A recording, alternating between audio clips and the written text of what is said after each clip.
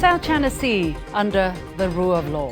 China has been strengthening its maritime legislation framework since decades, building a robust set of domestic laws to provide a legal basis for its claim over the disputed waters. But as China asserts its legitimate rights, other players are leveraging their domestic legislation for geopolitical ends. The Philippines and even outsiders like the United States are enacting domestic legislation that challenges norms, according to China, that have been recognized by the international community. Amid the tensions, more peaceful currents are emerging. China and Indonesia have agreed to jointly develop waters under dispute, and China and Malaysia also launched a bilateral dialogue on the management of maritime issues. Even the Philippines has signaled, according to media reports, its openness to the possibility of establishing new diplomatic arrangements with China to ease the maritime tensions between the two sides. How can international and domestic rule of law help bring peace in the South China Sea? Can we expect more cooperation to emerge between the claimant countries involved? And as this year marks the 50th anniversary of the establishment of China-Philippine relations, can the two sides seize the opportunity to improve ties? Welcome to The Point with me, Li Xin, coming to you from Beijing. I'm pleased to be joined from Manila, the Philippines, by Herman Teo Laurel, President of Asian Central Philippines Strategic Studies Institute. From Beijing, by Teresa Chen, a former Secretary for Justice of the Hong Kong SAR government, also an international arbitrator and mediator based in Hong Kong. And from Chengdu, Southwest China's Sichuan province, Yang Yang, Director of the Research Center of Oceans Law and Policy in the National Institute for the South China Sea Studies. Welcome to all of you. So the first half, we want to talk about rule of law in the South China Sea. It's a rather new topic, I would say. People hear so much about conflicts and, freedom of navigation operations in the South China Sea. But what about rule of law, especially rule of law on the part of China? Yang, let me go to you first.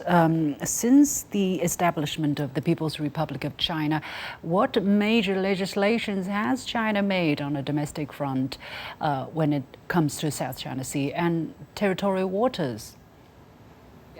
Well, back in the year 1958, China issued a declaration on the territorial sea, which declaring that the breadth of the China's territorial sea is 12 nautical miles. And also China actively participated in the negotiation of the UNCLOS 1982 Convention on the Law of the Sea, and trying very hard to fulfill this obligation under this convention, especially since its ratification in the year 1996. Like, for example, we regulated the maritime law on marine environmental protection, 1984 maritime traffic safety law, and also 1986 fisheries law, and on marine scientific research, etc. And also after we ratified the UNCLOS in the year 1996, we had more laws coming out, like, for example, the 1998 EEZ law, and also the island protection law, etc. So China has been trying very hard to fulfill its obligation as a ratifier of the 1982 UNCLOS.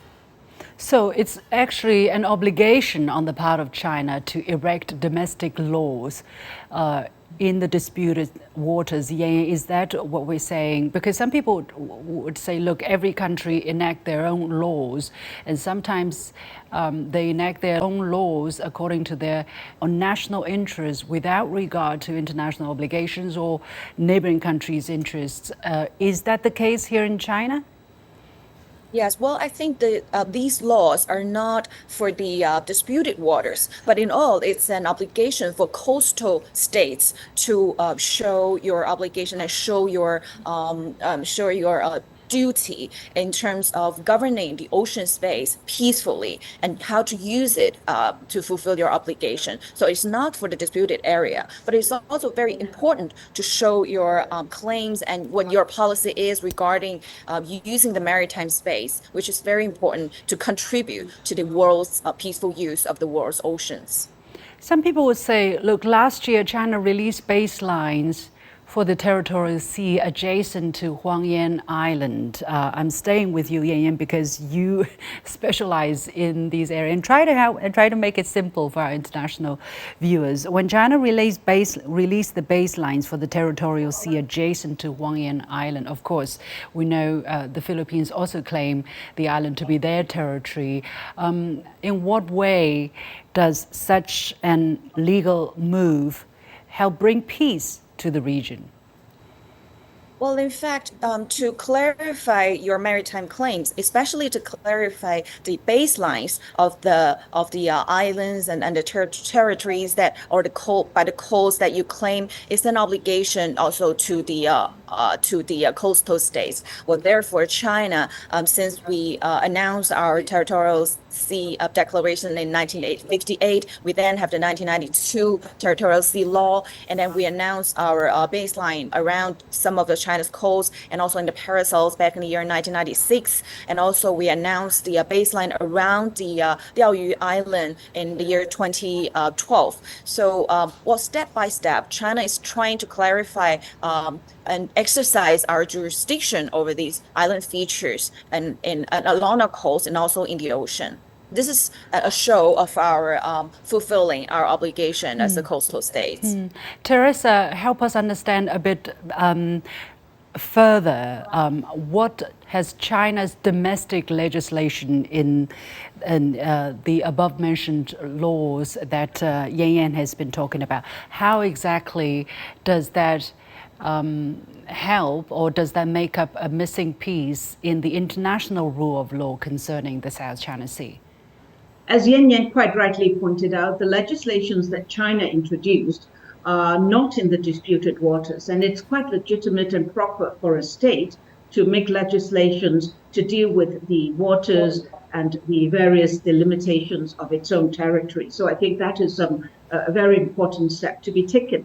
But when we look at domestic law, international law, I think we have to bear in mind that domestic law doesn't override international law. So when there are matters that involve disputed areas, it would be a matter that the rights and obligations of states are concerned, and it would be right that they would be through collaboration and cooperation, negotiation and dialogue to reach an agreement so as to uphold and respect each other's rights and in accordance with the international rule of law.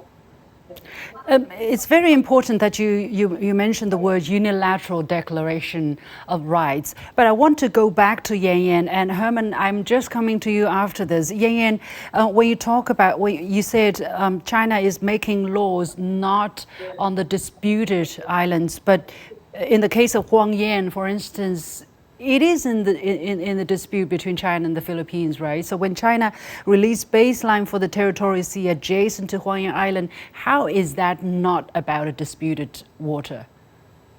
Well, it is about the disputed waters. Well, what I say just now is that China promulgated a series of laws, like how to protect marine environmental protection and how to make sure maritime traffic safely, and to ensure the safety of navigation and overflight. All these obligations and duties are what a coastal state should do in terms of fulfill its obligation under the UNCLOS. But the Huangyan Island baseline, well, it's what we do to trying to exercise our jurisdiction over this disputed the features which China claims. Well, we do feel that we do have the claims of the 4 island groups in the South China Sea for the past thousands of years, and we have fishermen, we have government jurisdiction over this area. So clarifying and identifying the baselines over the Huangyan Dao, well, it's a show of China's willingness to clarify our claims and try to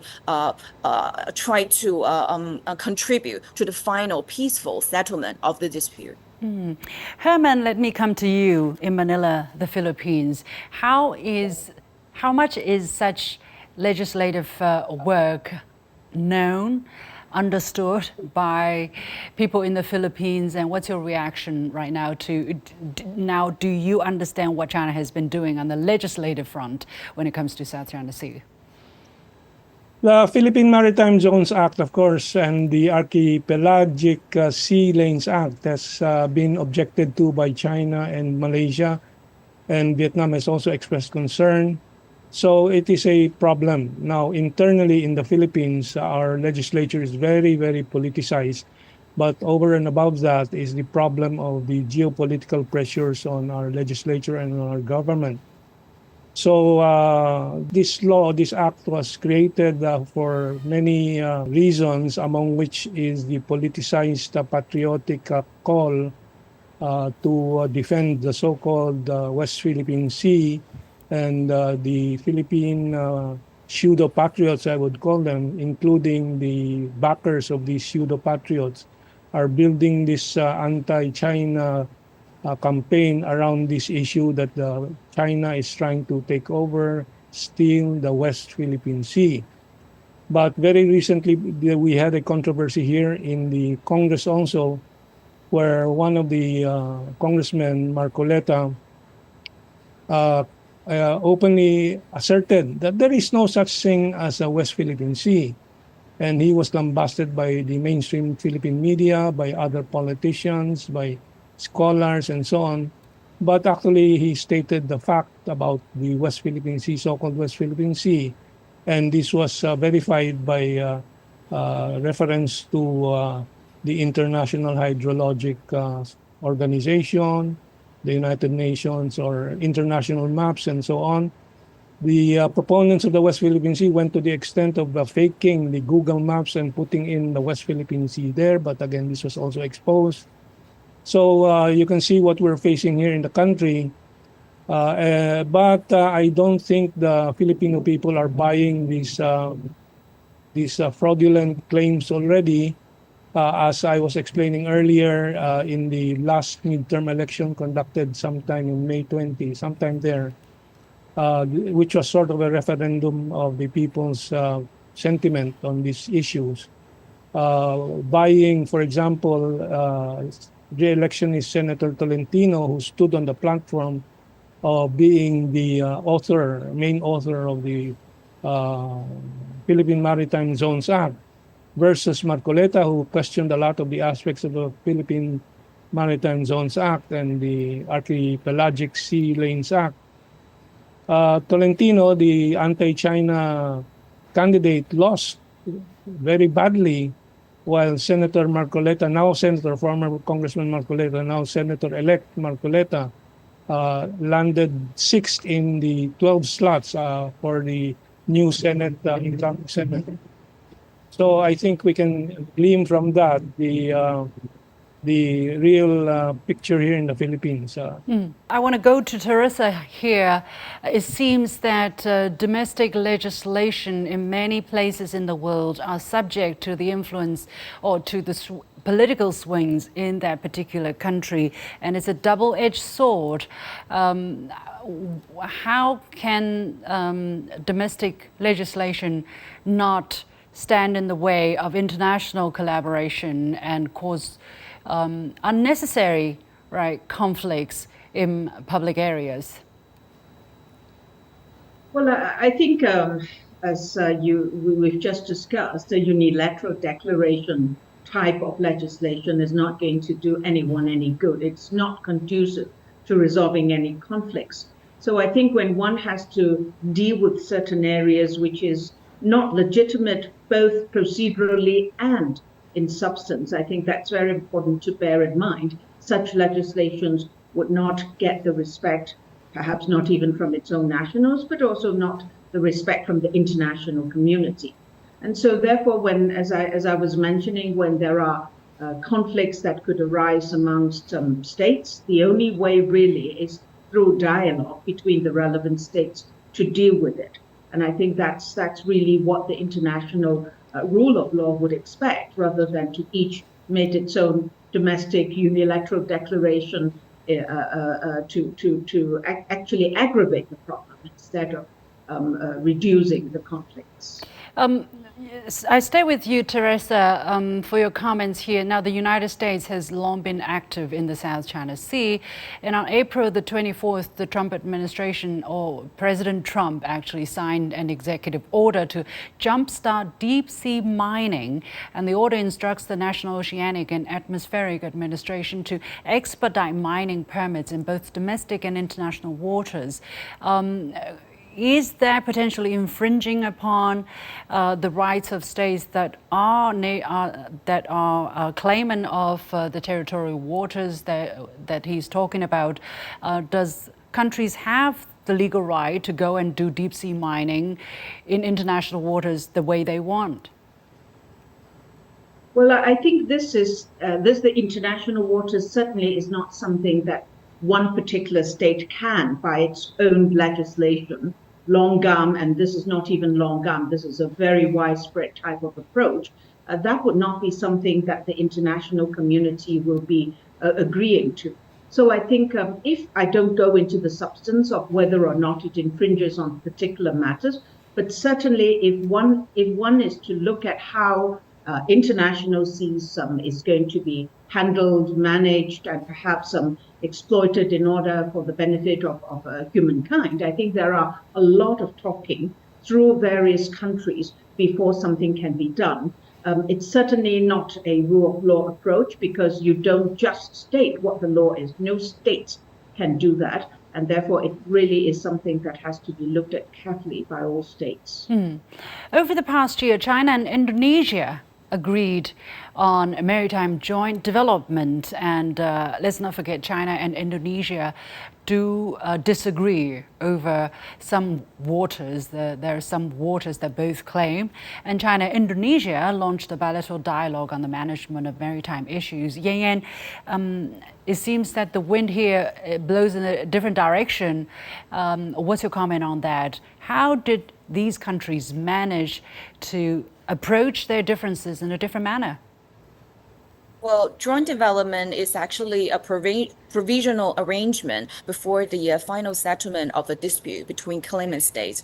I think it's a very it will contribute to the final settlement, because countries can through joint development, well, they can build trust and confidence, and then to negotiate their maritime boundary and trying to settle the dispute later. So that China proposed this joint development and set aside a dispute proposal back in the year back in the 1980s, and then try to conduct joint development projects with our neighbors, especially in the South China Sea.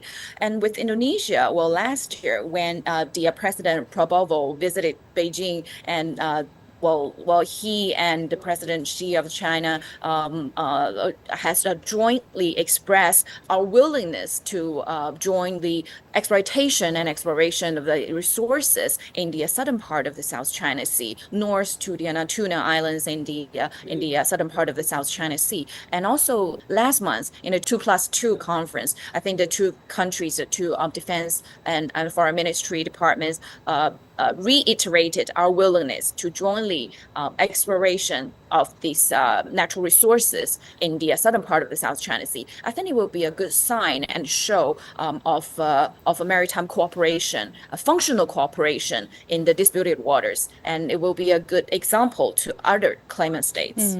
Herman, what's the difference between the case between China and Indonesia and between China and the Philippines?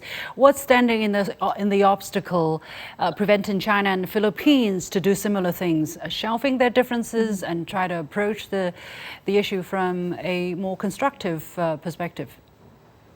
Well, the joint exploration and development proposition is not really that new, because we had the Philippine-China 60-40 joint exploration and the development proposal for the reed bank, or the recto bank in Philippine terminology. So it was there. But again, for the Philippines, this is the real challenge, the real problem, the real obstacle. The American influence in the Philippines and their proxy operating inside the government, the politics and media obstructed this. And in the final months of President Duterte, the last administration, in the final months of President Duterte's term, the foreign secretary, who is an American boy, we call him, announced suddenly that he was terminating, not the president, but he, as Secretary of Foreign Affairs, was terminating. So we have a lot of this confusion and problems in the Philippines, but I think we're on the way to resolving them in the next 20th Senate, which I'm putting a lot of importance in, because I think the neutralist forces, those advocating the return to the independent foreign policy, will be, I think, exerting more influence now. And we hope we can sweep aside the American obstructionism and their proxies and get back to normal relations and ties with China, which would be very appropriate for this year, being the 50th anniversary of the formal ties between the Philippines and China. Well, as I mentioned in the leading, there are media reports that actually the Philippines side seem indicated or signaled that they can possibly agree to new diplomatic arrangements when it comes to easing the tensions in the South China Sea. Herman, I'm going to stay with you. How credible is this piece of news, and what would that mean for the very strained bilateral ties? How much hope can we put in that some kind of diplomatic arrangement can eventually be made? Because, you know, we don't want this drama anymore. We're wasting way too much time when a lot can be done together. Yeah. Well, I'm not hoping for much change in the administration's policy, the policies of Bongbong Marcos, but we are banking on the changes that is now going on in the 20th Senate of the Philippine Republic. And by our count, the neutralists and those that are more independent from U.S. Pressures and influence are going to, I think, be in the significant majority in the Senate.